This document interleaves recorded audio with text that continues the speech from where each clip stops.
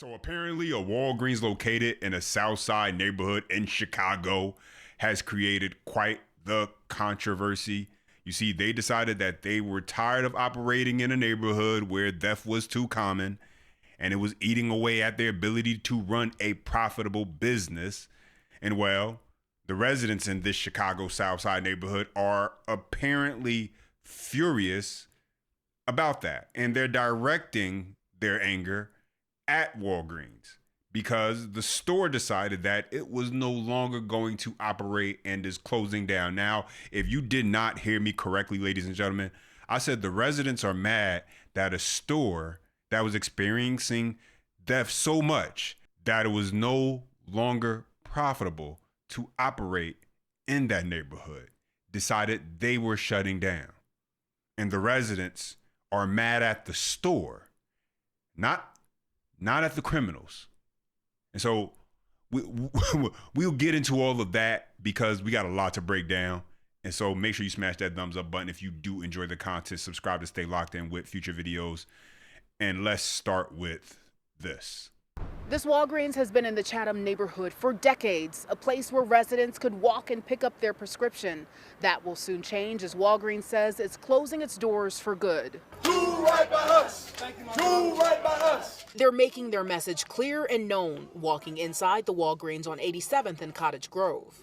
They don't care about the well-being. It's not their family that's on these meds. Walgreens recently announced it's closing its doors in the Chatham neighborhood due to a higher level of theft and violent incidents, leaving the closest location now more than a mile away.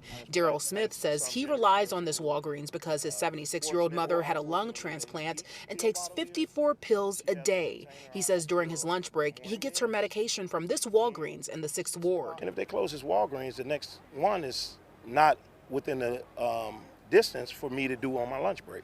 So it's a real inconvenience. 6th Ward Alderman William Hall says he wants what they've done in other neighborhoods, modifications. What we're witnessing is, again, a tale of two cities. Downtown on 12th Street, they figured it out. On 87th Street, they just give up. They've been giving up in the 4th Ward, the 5th Ward, now the 6th Ward. This isn't the first time Walgreens has moved out of South Side neighborhoods. Last year, we reported Walgreens announced it was closing 5 Chicago locations, including a significant store in the Bronzeville neighborhood at 35th and King Drive. To turn its back on the South Side of Chicago is absolutely inhumane. Walgreens, shame on you. Walgreens also closed its location last year at 71st and 79th and Jeffrey. This isn't an accident. This is corporate extraction. Yeah, and so you heard them mention that other stores in Chicago had made modifications to the stores to combat the theft. And so let's get into this next clip because I want to show you what those modifications look like. So check this out. Retailers have had enough with brazen thefts every single day at stores from coast to coast. Walgreens is now trying a few different approaches, including a remodeled anti-theft store right here in the city. Tia Ewing takes a look. A Chicago Walgreens has a prescription to treat store theft, and there are others like it across the country. Inside this Walgreens on State and Roosevelt, right in the South Loop, the inside of the store looks like something straight out of the Jetsons. You need a card to make a payment, and if you don't see what you want here, behind this order pickup counter is a locked door full of merchandise that only an employee can get for you, but you must order and pay for it first. Back in May, Walgreens told local residents, quote, this redesigned store will have the latest in e-commerce offerings to increase customer service, mitigate theft, and increase safety for customers and employees. Daryl agrees with it. Feel in their mind they can walk to stores, take merchandise, do things they want to do because the city fell the people as well as the stores doing the looting.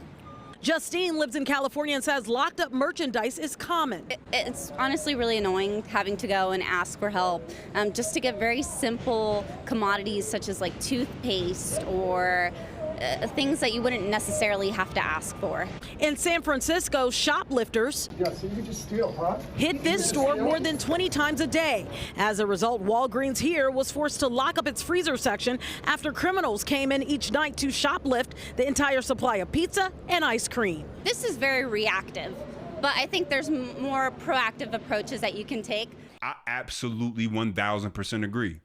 There are more proactive things that can be done, such as being tougher on crime. But I mean, hey, we're talking about Chicago, right? But if you're tougher on crime, not allow theft like this to go unpunished because of the domino effect it can have on communities, such as eventually a business will have to do something like, lock up everything in the store just to stop someone from stealing, or worse yet, completely closing the business down because it's not even worth it. It's not even worth it anymore to stay open in that neighborhood because it's costing them too much. How bad is that? Remember, these are businesses. If they're making money hand over fist and the store is profitable, do you really think that they're going to close down? Probably not, right? But when you are in these low income areas operating on thin margins and experiencing theft at such a high level, what do you really expect? Apparently, the residents in this Chicago area think that Walgreens has some obligation to just put up with the theft, put up with the violence, and remain open because it would be such an inconvenience for them to have to go a few miles to the next Walgreens that's not getting jacked every day. But let's get into this and take a listen. On the South Side, people showed up to push back against a Walgreens closing. The doors are set to close next month. Walgreens says it's due to safety issues, but it will leave thousands without nearby access to life-saving medication. Tia Ewing has more. Everybody say Walgreens do right by us. Walgreens do right by us. Community members, leaders, and families rallied, saying the loss of this Walgreens at 86th and Cottage Grove won't just close a store, it will take away a critical lifeline. We're not here to beg Walgreens to stay. We're saying that their decision is the wrong decision. And in my opinion, it should be considered a first-degree corporate crime. Because the amount of people that will be hurt by this, the amount of elders that will not have access to health care is evil. Walgreens says the store is closing due to safety concerns, including theft and violence. But residents say that doesn't match what they see day to day. The lie that they're telling us is it's a health or a loss prevention issue. When 12th and State Street had loss prevention, they redesigned. Again, this neighborhood is not broke. So let me stop it right there and just say this. Just because one store in a different part of the city was able to stay open despite a level of theft doesn't mean another store can withstand that same level of theft or less or more. These stores operate independently when it comes to profits, and if they are already in a low income neighborhood, and you heard him say a lot of the elderly people use it, how much profit are they really turning compared to other stores? And so you can't be pocket watching a business's finances because you don't know the numbers. Not like you think you do. But really, the question I have is, why are you out here protesting, upset with Walgreens talking about do right by us? How about community do right by a business they know they depend on? How about you protest, march, demand that the mayor, Brandon Johnson, be tougher on crime instead of being so soft? If they want to protest, they should be protesting that. But instead, they're mad that a business decided they don't want to stay open because it's too dangerous, too violent, and there's too much theft. I mean, how much of the blue Kool-Aid are these particular black people drinking where in America, that's what they're mad at, not the criminals. And as a solution, they would be fine with everything basically being locked up. But let's continue. The nearest pharmacy will soon be more than a mile away, a distance residents say is especially hard for seniors. It has been a lifeline for many. It has been a place where seniors walk, sometimes slowly, sometimes with assistance, but with dignity to pick up their medications that keep them alive. Not across town, not 2 bus rides away, right here in their community. For families managing serious health conditions, consistency is critical. 29 years my husband has dealt with kidney issues. 2-time transplant, I donated the second one. Walgreens has been a staple in our lives where we come for medication.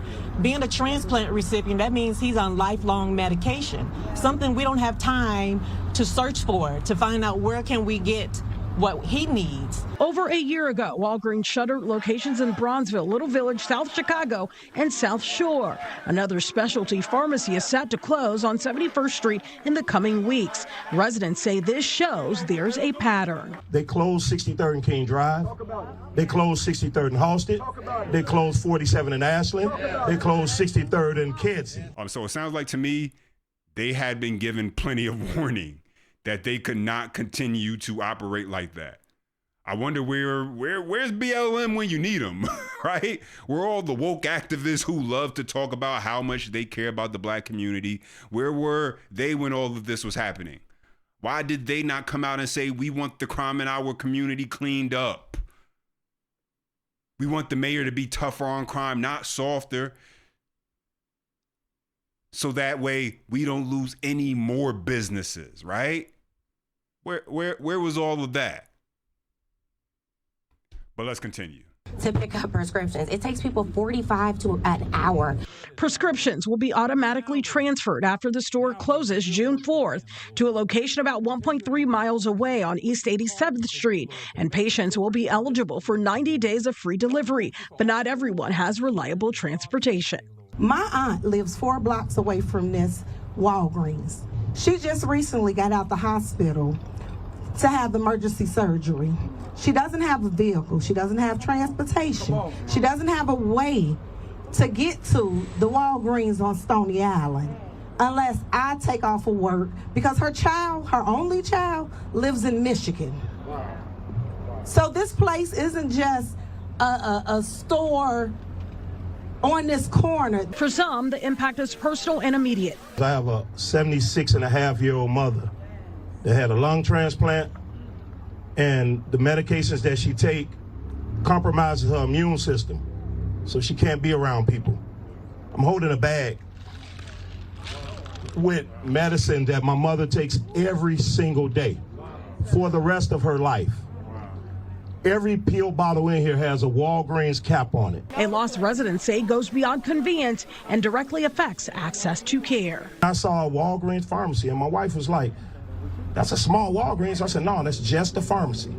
That's all we're asking for. The closure is set to happen June 4th. Walgreens says employees won't lose their jobs. They have been offered positions at other locations. And so when you listen to these people's complaints, this is really just about convenience, which is not a right. It is not something that you are guaranteed.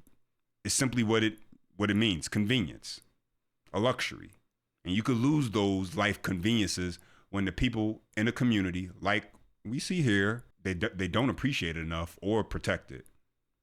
Because, I mean, let's get one thing straight. If the store was rolling in profits, they would stay open. That's the bottom line. This is a business. They would eat the cost and keep the doors open. But that's how bad it is. And so these residents, their anger is directed in the wrong place. They should be angry at the criminals. They should have been drawing signs trying to get on the news because they were bringing attention to how tied they were with the violence and the theft in the community they live in. That's affecting businesses.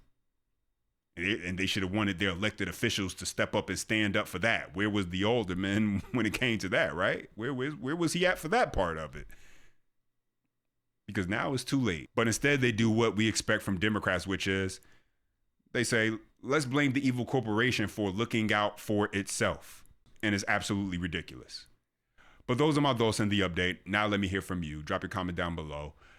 Appreciate when you guys chime in. Don't forget you enjoy the content. Smash that thumbs up. For more, subscribe to the channel. And as always, until next time.